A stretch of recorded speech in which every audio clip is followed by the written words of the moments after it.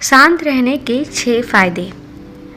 कहते हैं कि अगर सफल व्यक्ति बनना है तो लोगों की बातों को चुपचाप सुनो और आगे बढ़ते जाओ। कहने वाले लोग तो बहुत कुछ कहेंगे, अगर हम उनकी बातें सुनने बैठ गए तो हम पीछे ही रह जाएंगे। उनकी बातों को अनसुना करके और शांत होकर आगे बढ़े तो हम अपने जीवन में बहुत सारे सफलताएं पा सकते हैं। कहते हैं कि जिस तरह कामान से निकला हुआ तीर लौटकर कभी वापस नहीं आता, ठीक उसी तरह से मुंह से निकले शब्द कभी वापस नहीं आते। शब्द और भाषा हथियार है और कमजोरी भी। सही समय पर सही शब्दों का प्रयोग से इंसान परेशानियों से बच सकता है, लेकिन बिना सोचे समझे बोले गए शब्द इंसान की मुसीबत को बढ़ा देते हैं। द्रौपदी का ये बोलना कि अंधे का पुत्र अंधा ही होता है, महाभारत के युद्ध का मुख्य कारण बना था।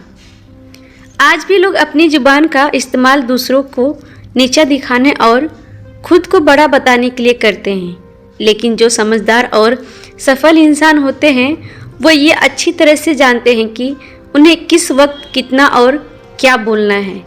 साइलेंट रहने का मतलब ये नहीं है कि आपको पूरे दिन एक भी शब्द नहीं बोलना है या चुपचाप रहना है। मौन का मतलब है कि बेवजह शब्दों का प्रयोग नहीं करना है, जहाँ ज़रूरत है वहीं बोलना है। अपनी लक्ष्य पर ध्यान केंद्रित करना है। और आज मैं आपको चुप रहने के 7 ऐसे फायदे बताऊंगी जिन्हें जानने के बाद आप आज से ही नहीं बल्कि अभी से ही उतना ही बोलेंगे जितना आपको ज़रूरत होगी। पहला, साइलेंट यानी चुप्पी किस तरह लोगों को अटेंशन को ग्रैब करती है, यह बात आप इस उदाहरण से समझ सकते हो। जब क्लासरूम में टीचर किसी विषय पर बात करते हैं तो स्टूडेंट उनके बात को बिल्कुल ध्यान से सुनते हैं, लेकिन जब अचानक टीचर या स्पीकर बोलना बंद कर देते हैं तो सभी लोग आश्चर्य में पड़ जाते हैं कि अचानक क्या हो गया, आवाज़ बंद क्यों हो गई। मैं जब उस स्कूल में थी तब अक्सर ऐसा होता था और आपके साथ भी ऐसा हुआ होगा। ठीक यही फॉर्मूला हमारे दैनिक जीवन में भी लागू होता है। जब आप अपने काम से काम रखते हो, दूसरों के मामले में दखल नहीं देते हो, ज़रूरत हो तभी बोलते हो, तो लोगों को ध्यान आपके ऊपर जाता है। और अगर आप कम बोलते हो, ज़रूरत हो तभी बोलते हो, तो लोग आपकी बातों को ज़्यादा महत्व देंगे। लोग आपकी बात को उन लोगों की तुलना में ज़्यादा फेमस कर देंगे, ज़्यादा याद रखेंगे जो लोग बिना ज़रूरत के बकबक करते रहते हैं। दूसरा, मौन बातचीत में मदद करता है। शांत रहना मोल भाव करते वक्त आपकी बहुत ज़्यादा हेल्प कर सकता है। बातचीत के दौरान जब आप अचानक चुप हो जाते हो और सामने वाले इंसान को जवाब नहीं देते हो तो ये खामोशी उस दूसरे इंसान को ये सोचने पर मजबूर कर देती है कि आखिर आप क्या सोच रहे हो। तो फिर इसी चीज़ का आपको फ़ायदा उठाना है। सामने वाले को ये सोचने दो कि आप क्या सोच रहे हो।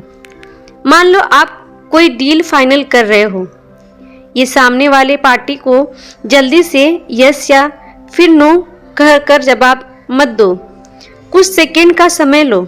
आपकी ये चुप्पी सामने वाले इंसान को परेशान करेगी और वह सामने वाला इंसान बोलकर आपकी इस खामोशी को भरना चाहेगा। उनको सारी बातें बोलने दो, जिससे आपके बातचीत आगे बढ़ने में मदद मिलेगी और आपका साइड बातचीत के दौरान ज़्यादा भारी रहेगा।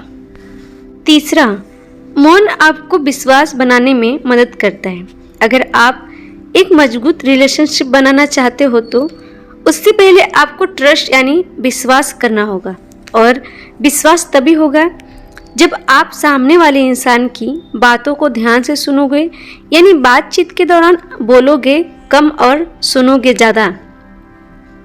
ऐसा करने से दूसरे इंसान को लगेगा कि आप एक अच्छे इंसान हो, सामने वाले की बात को अच्छे से सुनते हो, किसी को भी नज़रअंदाज नहीं करते हो और तभी वह आपके बातों को अच्छे से सुनेगा और ट्रस्ट भी करेगा।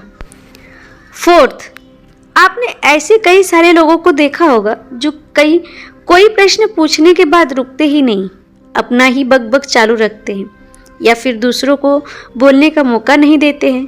अगर आप भी ऐसा करते हो तो आपको दूसरे इंसान के विचारों को जानने का मौका नहीं मिलेगा।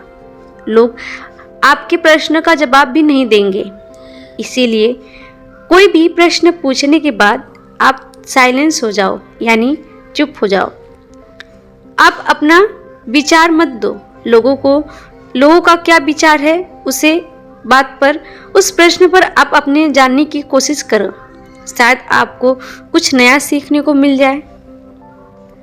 कुल मिलाकर आप प्रश्न पूछने के बाद जितना जल्दी चुप हो जाओगे, आपको उतना जल्दी आंसर मिलेगा। स्वामी विवेकानंद जी, जो अपनी बुद्धिमत्ता और विजडम के कारण पूरी दुनिया में जाने जाते हैं, उनमें भी ये क्वालिटी देखने को मिलती है।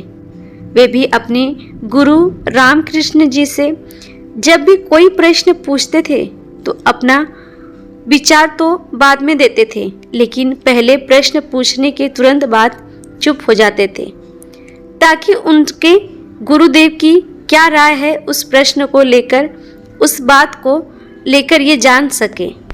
नम्र शक्ति। साइलेंस एक शॉर्ट पावर है, मतलब एक ऐसी पावर है जिसकी मदद से आप सामने वाले से बिना लड़े उसे हरा सकते हो। इसका सबसे बेहतरीन उदाहरण है महात्मा गांधी जी, जो कि एक सत्य और अहिंसा के मार्ग पर चलते थे और बिना लड़े उन्होंने अंग्रेजों को धूल चटाई थी। महात्मा गांधी जी जानते थे कि अगर हमने अंग्रेजों से लड़ाई की तो हम उनसे कभी नहीं जीत पाएंगे। उन्होंने शॉर्ट पावर का इस्तेमाल किया और अंग्रेजों को हराया। कई बार लड़ने से और झगड़ने से प्रॉब्लम सॉल्व नहीं होता है, चुप रहने से और शांत हो जाने से प्रॉब्लम सॉल्व हो जाती है। छठा, विचारशील मौन।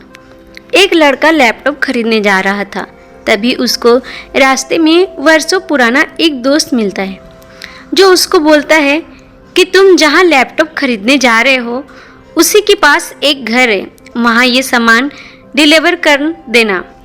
वह अपने दोस्त को ना नहीं बोल पाता है और उसका सामान ले लेता है, लेकिन जहाँ सामान डिलीवर करना था वह घर उस दुकान से काफ़ी दूर था। उसका बहुत सारा समय बर्बाद हुआ। उस आइटम को डिलीवर करने के बाद में जब वह दुकान पर पहुंचा तो वह दुकान बंद हो चुकी थी। उसे अपने दोस्त के ऊपर बहुत ज़्यादा गुस्सा आया। इसीलिए हमें हमेशा हाँ नहीं करना चाहिए, ना कहने और साइलेंस के पावर को समझना चाहिए। तो दोस्तों, इन सब बातों से आप ये समझ चुके होंगे कि साइलेंस में बहुत ज़्यादा पावर है। साइलेंस यानी शांत रहना को कम नहीं समझना चाहिए। साइलेंस आपको बहुत सारी मुसीबतों से बचा सकती है। और अगर आप भी इस बताई गई बातों को अपने जीवन में उतारते हो और जहाँ ज़रूरत है वहीं बोलते हो तो डेफिनेटली आपको बहुत ज़्यादा फ़ायदा होगा। और सातवां, और आपको जितना ज़रूरत है उतना ही बोलिए, ज़्यादा मत बोलिए। ज़्यादा बोलने से कभी आपका नुकसान भी हो सकता है, तो जितना ज़रूरत हो उतना ही बोलिए।